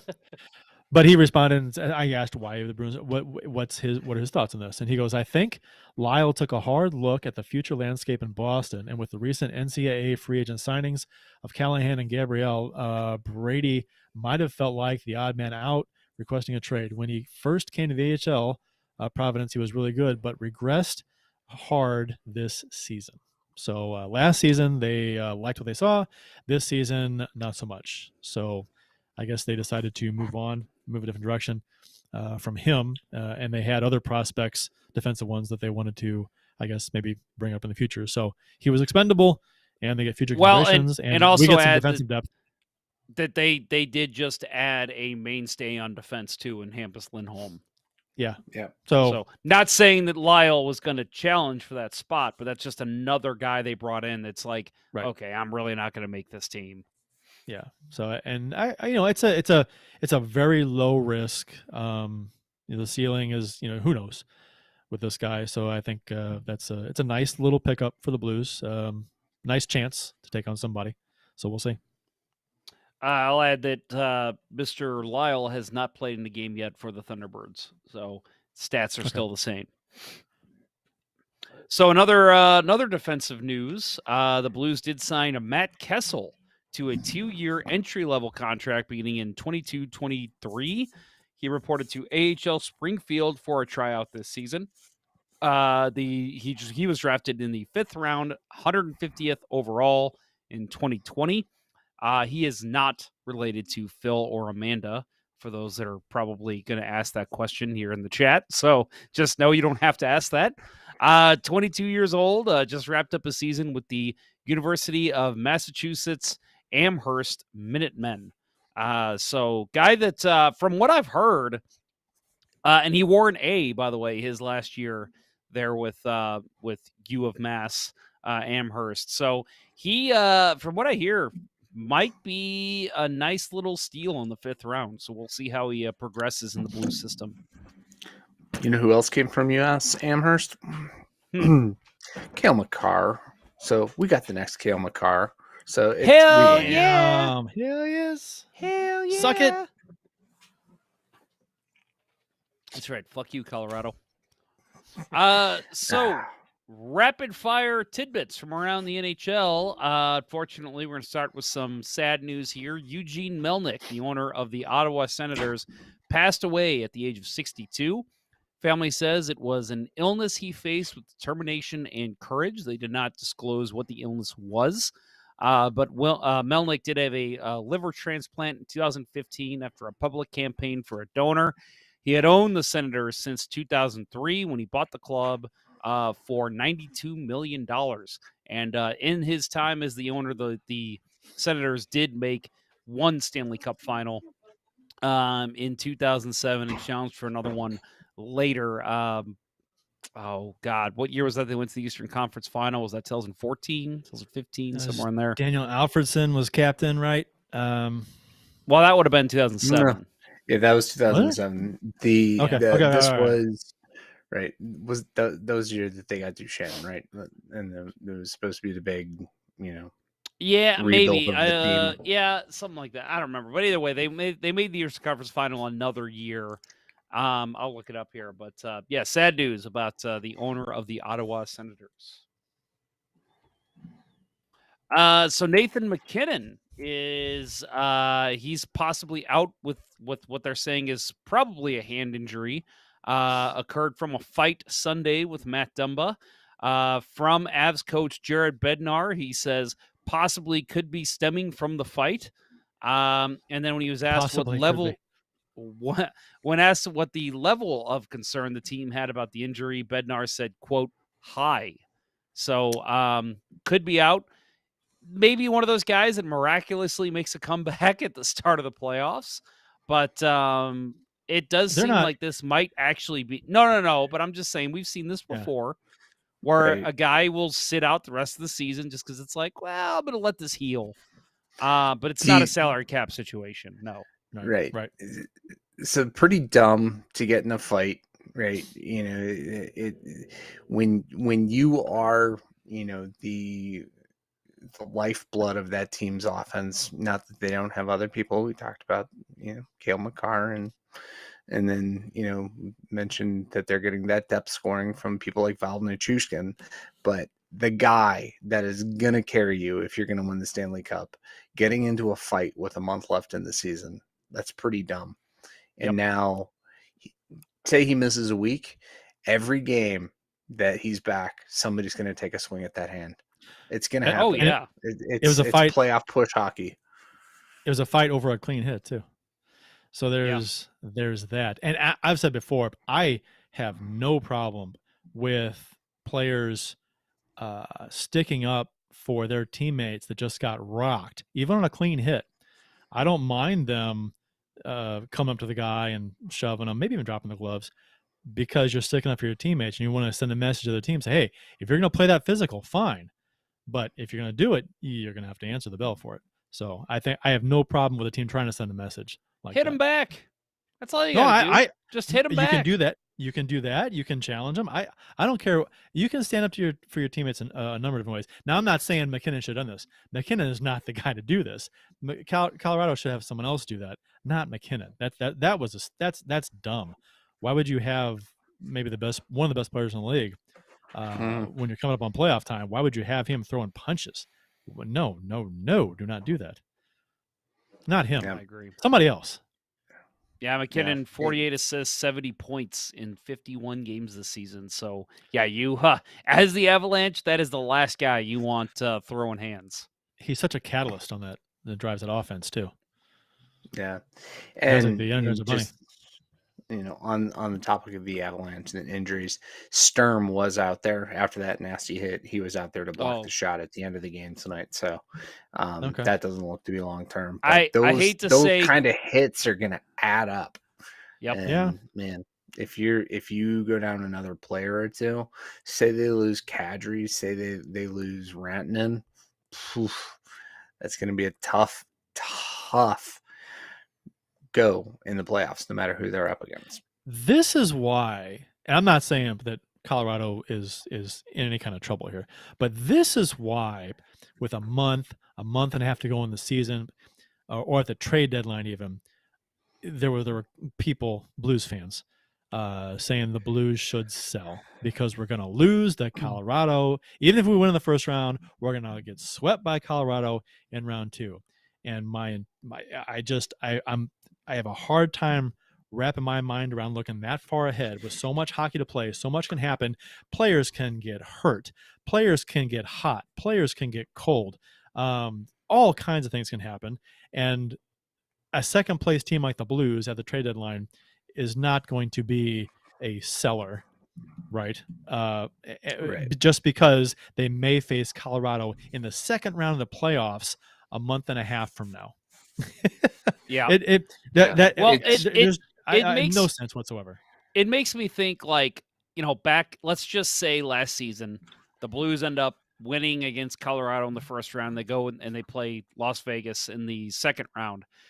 And that Kadri hit still happens. Kadri hits, Falk's out. Not going to play the rest of the playoffs likely. Mm-hmm. You don't think Vegas is sitting there just licking their fucking chops that Justin Falk, one of the catalysts of the Blues power play, is going to be out? That would be, I mean, and it's like, again, it's like if the same hit were to happen, let's say Sundqvist hits Makar, knocks Makar out, and all of a sudden the Avalanche are playing against the Golden Knights in round 2 with no Makar. Golden Knights are saying, fucking A, that's huge. We got a better chance now. Same thing. It's crazy that people would not think of it like that. And how often does the President's Trophy winning team win the Stanley Cup? Most of the time they don't. So it's kind of a curse. They do win it more than I think any other, any second, third, fourth, but still they don't win it, and it's not guaranteed anything. And it's just interesting to me the foresight that some fans think they have to predict what's going to happen a month and a half from now in the playoffs in the second round. It's just weird to me. We're talking mid-May, right? Mid-May would probably be second round. It's really, but it's always been this way. I'm not talking just recently. It's always, as long as there's been, sports talk radio or, discussion forum talk, there's always been a certain percentage of the fan base that's like, we're not going to win the cup this year, sell it off. And it's so unless we're cup favorites, we're selling? What? There were people saying that in 2019. It's such a bipolar position to take, all or none, right? You can't just go in the playoffs and see what you got. If you don't think you're going to win it all, retool for next season. What are you going to get? Right? Maybe this year you can make the argument because prices were so damn high and But you could have traded Binnington and gotten a first round pick and another good player. Maybe you do that this people wanted year Perron gone. because screw There- that. I'm just saying there were people saying trade Perron because you don't want to resign him in the offseason. Trade Husso. Because you're going to lose him in the offseason. Trade him and then trade Scandella. You don't know. I mean, that's the thing that drives me crazy is I know. to say, and we talked about it on the show. Kurt and I and Bill, I'm not sure about you, but we agree that we think Husso's coming back next year. And I know most of Blues Nation doesn't seem to think that. I think Armstrong is going to try to. I think he'd like to. He's going to try everything he can because why not? You've got a great fucking tandem with these two guys. I think, well, people think Husso's going to make $5 million next year. He's not going to. I don't see it. So that's Binnington makes $6 million. You're not going to. Husso's not making $5 million anywhere, based on his small sample size of his career so far. I just don't. That's crazy to me. I mean, we'll see. Maybe Edmonton overpays and crazy overpays, but nobody should be paying $5 million for Husso. That shouldn't be expected. No, I agree. So NHL GMs were apparently told today, Tuesday, March 29th, the cap will actually go up by $1 million next season. So to 82.5. It's been at 81.5 the past 2 seasons due to less revenue, which for those who don't know, in the CBA, it was worked out that basically your revenue, your league revenue is tied directly to the cap. But because of the revenue being down the past 2 years because of COVID, they have actually said, hey, we're making money this year, so we're going to raise the cap by $1 million. So, talking about the Sundqvist trade that we talked about last week, Sundqvist and Leddy and that the Wallman trade that we talked about, that's another $1 million the Blues might have in cap space next year. So, or going into next year. So that that could be huge. Tarasenko gets his way and gets his trade. They're going to have some money to play with. You're talking $10 million at that point, right? And it depends who they bring back in for Tarasenko, what they get. I mean, right. You would assume they're going to bring back in a guy who's going to help the team right away, which would mean salary, probably. I would guess. So I don't think they would try and or take they on trade for picks contract. and they sign a Giroux or something like that. Maybe. Wow, I don't know. They could do they have all kinds of options, especially if Tarasenko leaves. I think JR kind of hinted that, I don't know. I don't think he has said this, but I think he kind of hinted that maybe things have changed with Tarasenko as far as what his thoughts are. For sure. He came out and said he thought that it was changed. Like that. Okay. That there's the trade thing is distant memory at this point.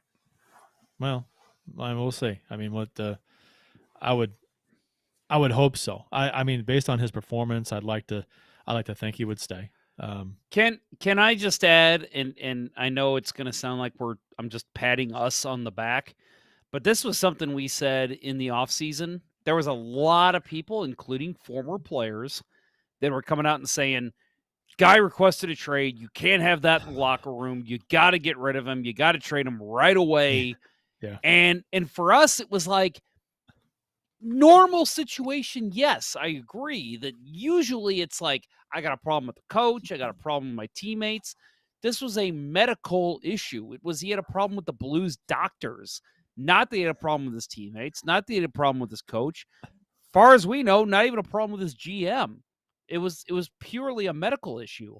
So we all said at the time, no, they don't need to make a trade with him right now. Like, people were saying, oh, Tarasenko holds all the cards. No, he doesn't.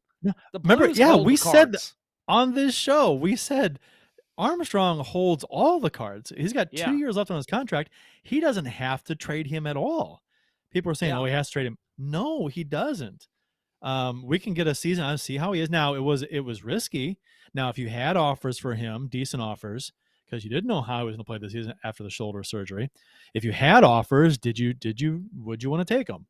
But I mean, if the offers that he had weren't to his liking, weren't enough, so we held on to him, and that, if you call it a gamble, should pay off if they want to move him, because Tarasenko's trade value in this offseason should be dramatically higher than it was last offseason, because it looks like his shoulder should be okay, right? I mean, you never know, but it looks really good compared to what it has the past couple of years. So I think, yeah, and I agree with you, Jeff. We've talked about this a lot on this show, and it kind of stems back to the whole knee-jerk bipolar small sample size reaction that some fans have.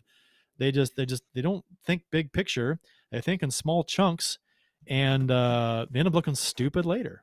Can I be honest though? It wasn't even fans. We heard people the know. We I know. heard plenty of people in the know that were saying that you got to move him right now. No, you Jamie don't. Rivers. It's a different. I didn't want to say a name. He's a big boy. He can own what he said. He said it in the and you know what was interesting too is that you heard not journalists but like players or people in the know or supposedly in the know that they were coming out, and when it was thought that Tarasenko was gone, that he was going to be traded last offseason, he was all but gone, wasn't going to be here. It was interesting to see how people turned on him a little bit. They would say things like, well, he's not quite the teammate that you think he is, or he's not this, or he's really not going to score 20 this. goals ever in the NHL again. Well, that's different. That's performance based. I'm talking about like his attitude in the locker room, right? Wasn't the best. And I'm like, what? This has never been an issue before. Not really. Not that we've heard of any problem. But now all of a sudden people were coming out and hinting that was the case. And I heard it on BK and Ferrario on their show. Rivers was mentioned hitting and stuff like that. And I'm like, what? That's never been a thing. And now that's gone. No, that when it was gone, when we thought he was gone, then you heard the comments. But now that he's here, and those comments have went away. It's just interesting how things happen, and how people will kind of turn and focus their direction and comments on something else to concentrate on the franchise in the organization and side with them over players that are leaving and kind of make excuses for or side with the franchise instead of the player when they traded away or whatever. So it's interesting. Reports suggest there will be no Team Europe or Team North America at the 2024 World Cup. I want to say if there's a typo here, we could say this is a quote from Let's Go Blues Radio, but Bill Daly, not Bill Day, said that the 2024 World Cup of Hockey will return to having a traditional field made up of individual countries. There is still a lot of talk on whether this will actually happen, but if a 2024 version of the tournament does happen, the NHL and NHL Players Association will have to basically meet to plan the event. That's, again, nothing for sure, but hopefully it's something that'll happen. So there was a lot of people who I saw like the sad emoji, and it was actually funny. I guess there was still a Twitter account that Team North America had. I guess it was, run by somebody in the NHL, and they just said, our last goal in history. And it was, the last goal they scored in the tournament. I thought that was kind of funny.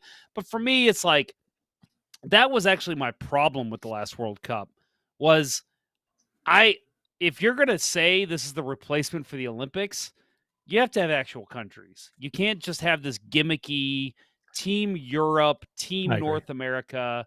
I love this. I say, if you're going to do it, go all the way out. You do preliminary with all the other different countries, like a team, what hell? Where's Anze Kopitar from? Slovenia. Yeah.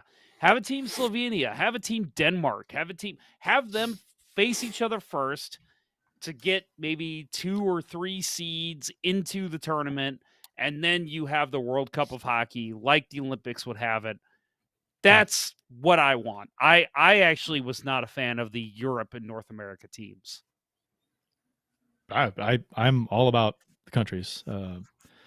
I don't even care if it's a smaller tournament. I'm Canada Cup, the World Cup of Hockey. That shit was great. Great. Yeah. Good hockey. Just fantastic hockey. Yep. Yeah, I agree. Yeah. I think it's on YouTube. YouTube have some of the Canada Cup games. Russia and Canada. Yeah. I think Jeff Ponder has one of those games on his YouTube channel. What year was it? What year was it when there was the stick swinging incident with the referee and the Team Canada player? Who was it? It was Esposito? It was 78. Esposito, the 78, 76. Was it 78? I think it was 78. I could be wrong. It might have been 70 or 76. It was, but yeah, Esposito swung his stick at the official. What, didn't he? Or was it somebody else? Maybe it was somebody else. I think it was somebody else. It sounds like an Esposito move. Help us out here. I was going to say, Ken, come on. I know you're listening. I think it was somebody else, but man, if you can catch clips of that somewhere, yeah, man, that is, I mean, if that happened now, I mean, that's you're getting suspended for a good chunk of games. Oh yeah. Look up. Well, Cup, stick swing official. While you're looking that Gary up, Suter. Gary Suter? No, that's 87. Yeah, I was gonna say that was the Canada 72 Cup. Summit Series. So 72 probably. JP Parisi? Was that who that was? Mac's dad. That's who Ken Morris has. 72. He says 72 JP Parisi. Okay. We'll take it on Ken's authority. I trust him. I mean, that's and they do. They have game 8. Game 8. From the 72 Summit Series. How crazy is that? On YouTube. The entire game. 8 2 hours and 60 series. minutes long. That makes no sense. Yeah, well, they had ties too. They had ties, and this was the deciding game, right? Or one of them. I think it was. Matt Harris says, in my opinion, it's hard for me to root for a whole continent's worth of a team. Like I can feel pride in Team USA. Not sure I can feel pride in the entirety of North America. And like part of us, I remember because like USA did okay and Canada did well, but like Canada won, I believe. But like I remember thinking like I guess I could root for Team North America, but like it's just silly. It's so like because they had that team composed because it was Austin Matthews and Connor McDavid and like all the young stars, and it was just like just put them on their country's teams. Like that's where they belong. I agree. It's a national pride thing that comes into play, I think, and you don't have national pride for a continent. Well, right? And I also Not think really. I also think the NHL did not plan on Team Europe making the final. So when Team Europe was there, I think that was kind of them going, "Oh shit, they're actually pretty fucking good." Oops. I mean, you can't go to a game and chant USA when you're North America, right? What do you do? North America. North America. North America. Yeah, I don't know. It's just good. USA, Canada, Sweden, Finland, whatever, Russia. Just go all out with countries, man. That's the way to do it. And I honestly, and that's what I even said back then. Don't overthink it. If they're gonna fuck with the Olympics and not do it, at least do a tournament that is like worth watching. And it was still fun hockey, and it was hockey in September, so how can you complain? But it was still like, give me countries. Like, I don't feel pride for Team North America. And I'm sure people Team in Slovenia Stars. did not give a shit about Team Europe. Team Young Stars. Don't Slovakia. overthink it. Slovakia didn't even have a team. And it was like, come on, Slovakia is a great hockey nation. Yeah, they're overthinking. If you're trying to do continents, you're overthinking stuff. Just go countries and be done with it. Yep. It worked. It worked before. Don't mess with it. Don't fuck with it. Don't fuck with what Right. works. Don't fix what ain't broken. Well, boys, anything else for tonight's show? No. No. Hey, sorry. Not from me. No, I don't think so. Welcome although back, I did, Albert Pujols.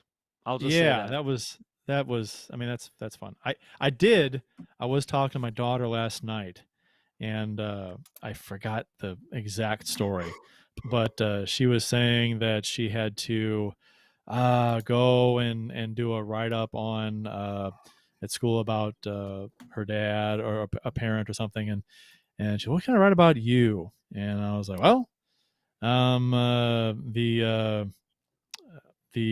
what was it, I'm the best host of Let's Go Blues Radio. And she goes, oh no, I said, and she goes, isn't that Bill? Damn straight. So I was like, amazing. well played, Zoe. That's amazing. No, that's what I always tell Jessica. Zoe's my favorite of your kids. Nice.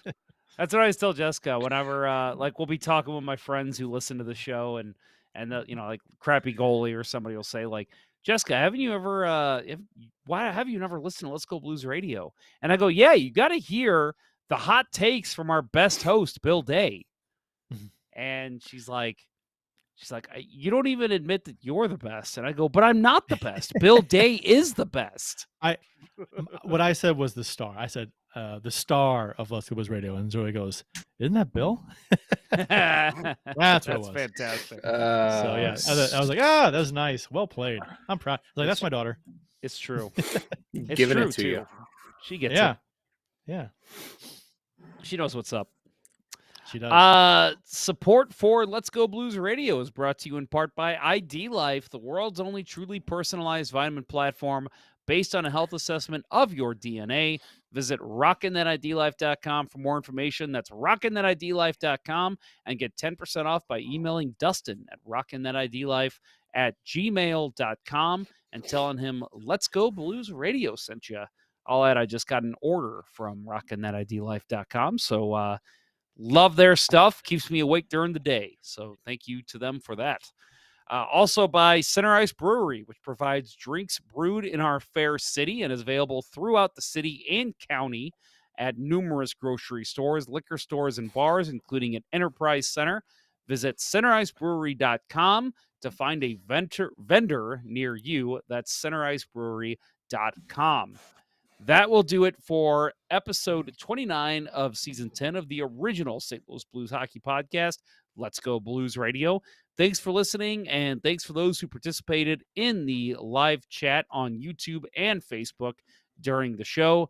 Cheers to all of you, and cheers to our podcasting audience as well. For Kurt Price and Bill Day, I'm Jeff Ponder, and this was Let's Go Blues Radio. Until next time, everyone, let's go Blues. Let's go pee. Let's go Blues. Let's go 8 to 10 weeks for McKinnon's wrist.